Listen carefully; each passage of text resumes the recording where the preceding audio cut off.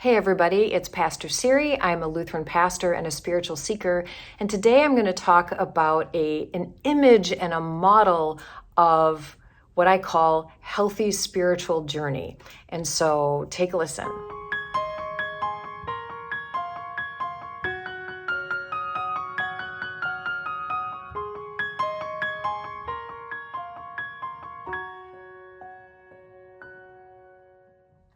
So in my last video, I talked about spiritual and religious trauma just very, very briefly.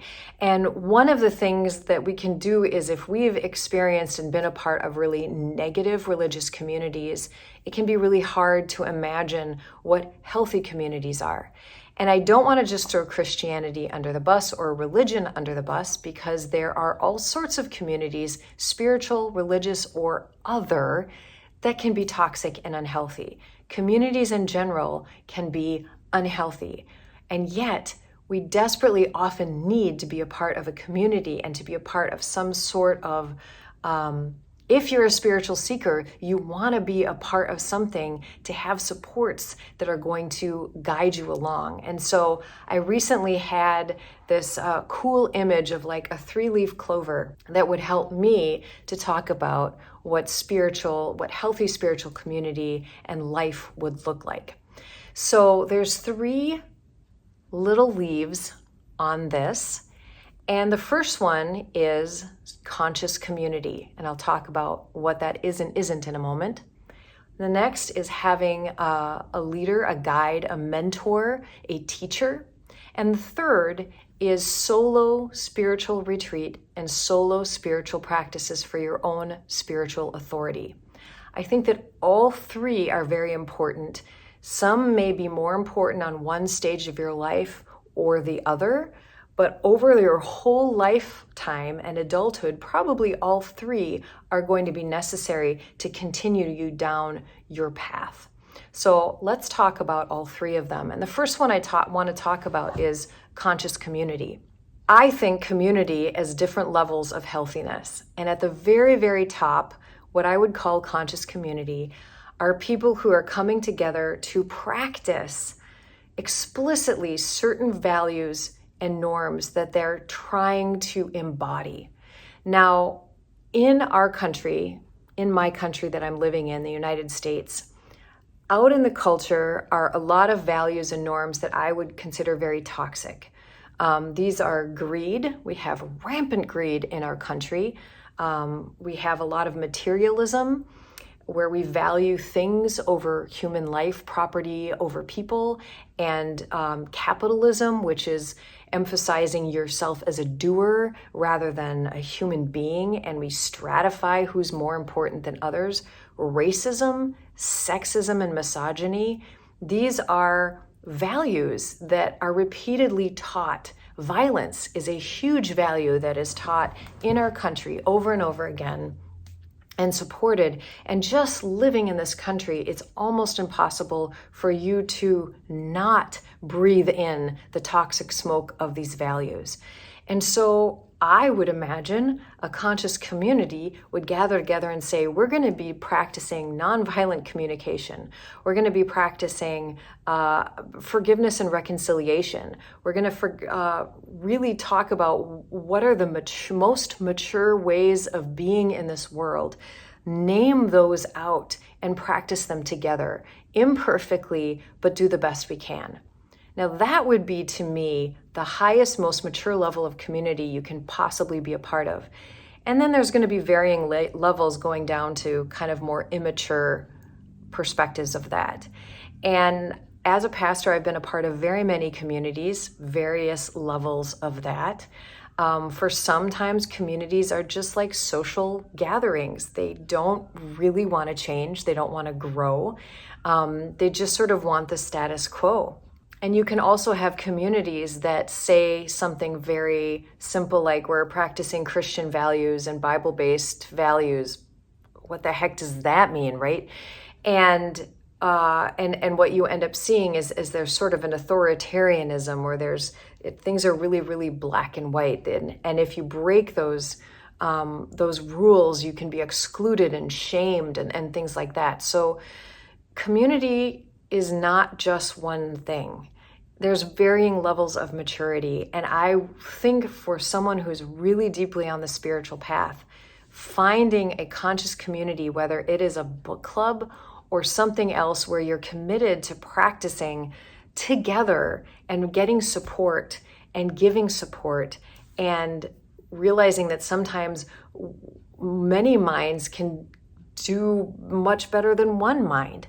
I mean, I'm a recovering lone wolf where for a very, very long time, I could work harder and faster alone.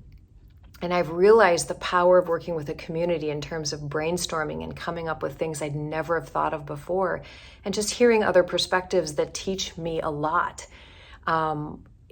It's powerful to be a part of a community when it is one that is intentionally trying to be healthy, actively practicing that. The other piece that I want to talk about in the cloverleaf is a mentor and a teacher and a guide. Now, at the highest maturity level of this is going to be someone who either you're with them for a short time, or some people follow a guru or a mentor for decades, potentially. And this is somebody who, at their best, is quite a few steps ahead of you on their spiritual journey. And it's obvious. They have a maturity and a wisdom to them that is clearly beyond what you have and what other people have. And there's something about their energy that works really well with yours. And you feel challenged, but in a good way, being around them. And so they're also going to be somebody who themselves are humble. They're doing the work. And so as they're teaching you and guiding you, they're really giving you the spiritual authority to be able to determine for yourself as right. They're walking alongside you. It's not just that they're intellectually giving you ideas, but rather that they are supporting you on your journey, and they can see the pitfalls in ways that people who are not that far along on the path really cannot. Now, as I mentioned, there's different levels. So that's going to be the highest level of someone who is a guru, teacher, spiritual director. You have various levels. And of course, people have been really harmed by unconscious and immature leaders. People who are very charismatic, they're very loud, they think very much of themselves, but there is no inner work that's happening. There's no space where they're taking accountability. There's no sense of humility. They may have great spiritual prowess, but they do not have that alignment within themselves that would allow them to be compassionate and to be, like I said, humble. It's a huge thing. And then the third piece here is what I call like the hermit, that retreat, the spiritual practices that you're doing by yourself. Is really important that as you're going on your path, you're learning to develop your own spiritual authority and your own relationship with spirit. So we have often been taught to export that.